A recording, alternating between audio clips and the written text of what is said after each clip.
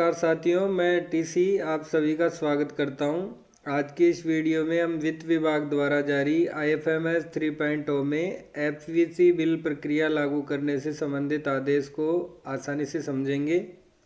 इस आदेश के माध्यम से सरकार ने स्पष्ट किया है कि अब FVC प्रकार के बिल IFMS 3.0 सिस्टम के माध्यम से ही तैयार, जांच और पारित किए जाएंगे। आइए स्टेप बाय स्टेप इस आदेश को सरल भाषा में समझते हैं। सबसे पहले बात करते हैं इस आदेश के मुख्य उद्देश्य की।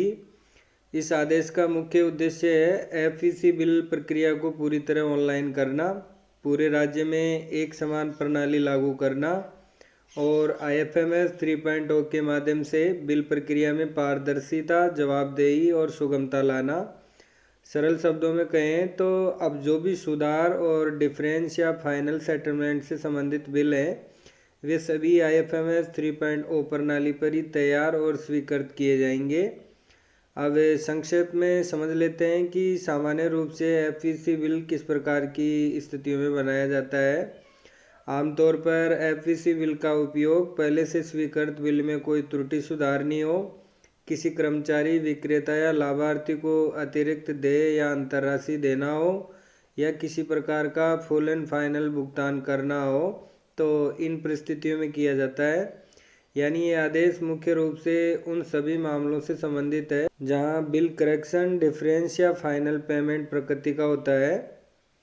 अब बात करते हैं कि ये आदेश किन किन अधिकारियों और कर्मचारियों पर लागू होता है। इस आदेश के निर्देश मुख्यतः आहरण और वितरण अधिकारी, कोषालय, उपकोषालय के अधिकारी व कर्मचारी, लेखा शाखा और संस्थापन शाखा में कार्यरत कर्मचारी तथा वे सभी कर्मचारी जो बिल तैयार करने, जांच करने या पारित करने की प्रक्रिया से जुड़े हैं। यदि आप DDO हैं, अकाउंटेंट हैं, असिस्टेंट हैं, डेटा एंट्री ऑपरेटर हैं या ट्रेजरी में कार्यरत हैं, तो ये आदेश आपके लिए इम्पोर्टेंट है। आदेश में बताई गई प्रमुख बातें अब हम बिंदुवार देखते हैं कि इस आदेश में क्या क्या प्रमुख निर्देश दिए गए हैं। इस आदेश के अनुसार अब FVC बिल प्रक्रिया को IFMS 3.0 पर लागू किया जा रहा है। इसका मतलब है FVC प्रकार के बिलों के लिए कोई अलग मैनुअल या पुरानी प्रणाली अब नहीं अपनाई जाएगी। बिल की तैयारी, जांच और स्वीकृति तीनों चरण IFMS 3.0 सिस्टम पर ही किए जाएंगे। आदेश में ये भी निर्देश है कि केवल वही उपयोगकर्ता FVC बिल बना और जांच फॉरवर्ड कर सकेंगे जिन्हें IFMS 3.0 में उचित रोल और अधिकार प्रदान किए गए हैं। इसलिए प्रत्येक कार्यालय को ये सुनिश्चित करना होगा कि FVC बिल से संबंधित कार्य जिन जिन कर्मचारियों को सौंपा गया है उनके लॉगिन ID पर सही रोल असाइन हो। अब हम सामान्यतः प्रक्रिया समझते हैं कि FVC बिल लगभग किस प्रकार से बनेगा और आगे जाएगा।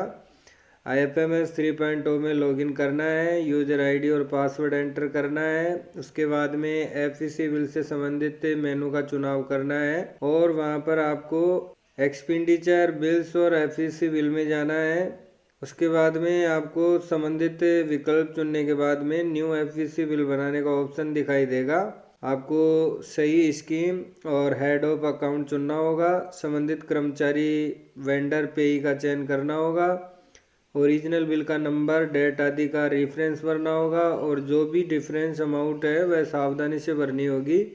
FVC बिल हमेशा किसी मूल बिल या मूल लेन देन के संदर्भ में ही बनाया जाए, बिना आधार के FVC बिल नहीं बनाया जाए।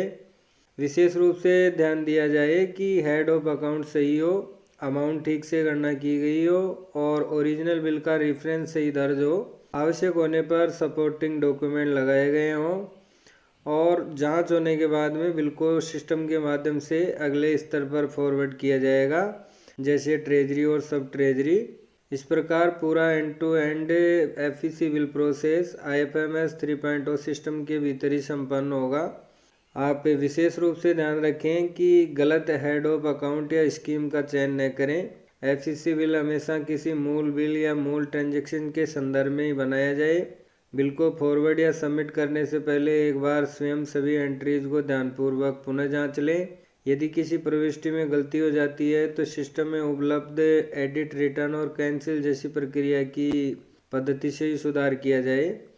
सभी कार्यालयों को ये भी निर्देश है कि निर्धारित समय सीमा के भीतर एफईसी बिल प्रक्रिया को IFMS 3.0 पर लागू कर लें और पुरानी जो मैनुअल प्रक्रिया है उसको चरणबद्ध तरीके से समाप्त करें। इस आदेश द्वारा राज्य सरकार ने ये व्यवस्था लागू की है कि एफईसी प्रकार के सभी बिल अब IFMS 3.0 प्रणाली के माध्यम से ही बनाए, जांचें और पारित किए जाएंगे। इस हेतु DDO, कोषालय तथा लेखा संबंधी सभी कार्मिकों को अपने अपने लॉगिन पर उपयुक्त रोल के साथ एफईसी बिल प्रक्रिया को ऑनलाइन अपनाना अनिवार्य होगा। इससे बिल प्रक्रिया में पारदर्शिता, एकरूपता और कार्यकुशलता में वृद्धि होगी। तो साथियों, इस प्रकार हमने IFMS 3.0 में एफईसी बिल प्रक्रिया लागू करने संबंधी आदेश को समझाया।